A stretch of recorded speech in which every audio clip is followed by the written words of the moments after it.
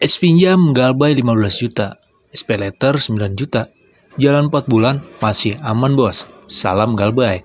Nah itu adalah komentar dari kawan kita ya, yang gagal bayar di aplikasi Shopee, tepatnya di SP Letter dan es pinjam.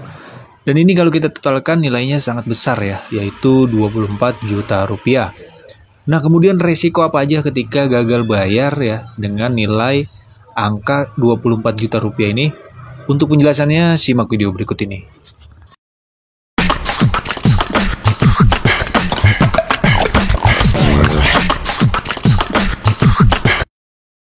Assalamualaikum warahmatullahi wabarakatuh. Balik lagi di KP Channel seputar fintech dan pinjaman online. Nah di video kali ini gue akan ngebahas lagi tentang nasabah yang gagal bayar atau telat bayar di aplikasi Shopee, tepatnya di SP Letter dan es pinjam teman-teman. Nah banyak teman-teman di sini ya yang menanyakan kepada gue ya tentang gimana sih bang ketika gagal bayar di Shopee ini, apakah debt collector lapangan visit ke rumah atau tidak? Nah sebelum membahas ke topik selanjutnya ya, langkah baiknya buat teman-teman yang belum bergabung ya, gue mohon dukungannya untuk subscribe dulu channel gue ya, agar teman-teman tidak ketinggalan informasi seputar pinjaman online yang gue berikan. Dan untuk teman-teman yang sudah mensubscribe, gue mengucapkan baik-baik terima kasih dan semoga rezeki kalian lancar selalu. Amin. Oke teman-teman, di sini ada kasus dari kawan kita. Dia gagal bayar di aplikasi es pinjam senilai 15 juta dan di SP Letter itu senilai 9 juta. Kalau kita totalkan nilainya 24 juta rupiah teman-teman. Tentunya ini nilai yang sangat besar gitu ya, 24 juta rupiah dia gagal bayar. Ya, jalan 4 bulan masih aman bos, salam galbay katanya ya. Nah amannya ini dalam artian aman tidak didatengin debt collector lapangan teman-teman. Tapi untuk resiko-resiko terberat ketika kita gagal bayar di aplikasi Shopee ya, SP Letter dan es pinjam itu memang tentunya ada 3 resiko teman-teman. Yang pertama itu adalah teror, WA ancaman dan intimidasi, itu sudah pasti ketika kalian tidak bisa membayar gitu. Yang kedua itu adalah adanya telepon di kontak darurat, bahkan ada yang di luar kontak darurat. Dan yang ketiga itu slik OJK teman-teman. Kalau untuk debt collector lapangan sendiri di Shopee ini memang tidak ada DC-nya teman-teman ya. Sudah jelas ya bahwa kawan kita itu dia gagal bayar 24 juta tapi masih aman gitu ya. Belum ada DC lapangan yang ke rumah ya.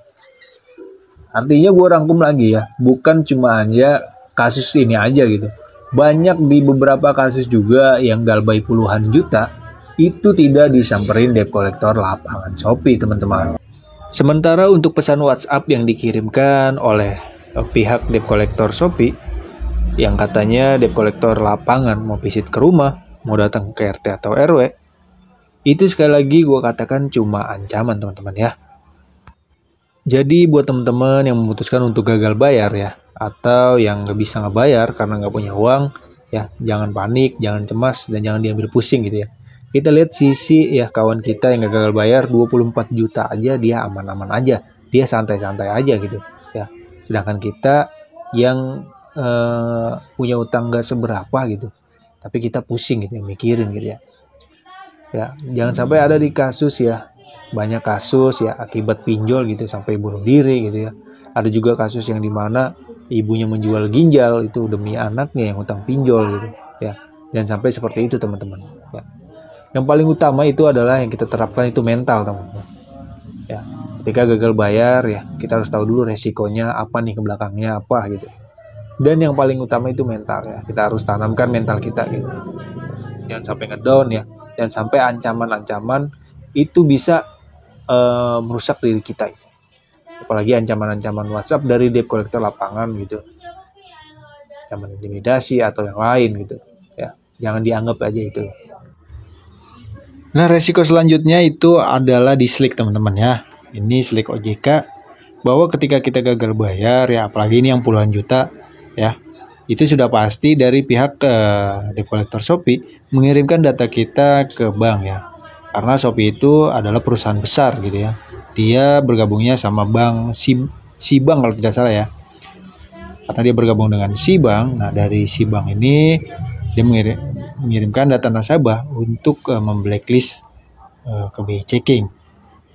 Artinya teman-teman tidak bisa meminjam di pinjaman online manapun ya, di pinjaman yang tanpa anggunan. Tapi kalau untuk jaminan ya, misalkan kalian meminjam tapi jaminannya ada BPKB, itu ya pasti bisa. Yang tidak bisa, kalian tidak ada jaminan ya, tanpa anggunan, itu tidak bisa meminjam teman-teman. Karena teman-teman sudah di blacklist ya.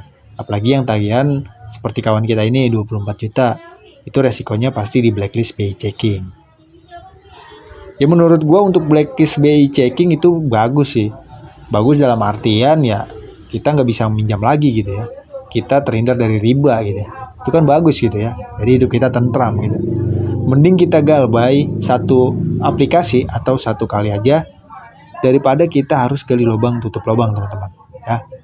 Ini catat ya omongan gue. Mending kita galbay daripada gali lubang tutup lubang. Ketika kita meminjam ya, misalkan di aplikasi A. Nah, kita untuk menutupnya itu kita tidak punya uang. Akhirnya kita kan meminjam lagi ke aplikasi B. Gitu. Begitu aja terus ya. Kalau gelombang tutup lubang itu tidak ada intinya gitu, tidak ada berhentinya. Jadi mendingan kita galbay di aplikasi A, udah kan beres. Resikonya ya udah kita tanggung sendiri karena kita sudah tahu kan resiko setelah kita gagal bayar di aplikasi A itu apa gitu kan. Untuk masalah WA terus-menerus atau diisi lapangan atau ada strik OJK ya, daripada gelobang tutup lubang. Oke, terima kasih ya, segitu aja ya pengalaman dari kawan kita ketika gagal bayar di aplikasi Shopee, tepatnya di SPayLater dan Spinjam. Thanks for watching.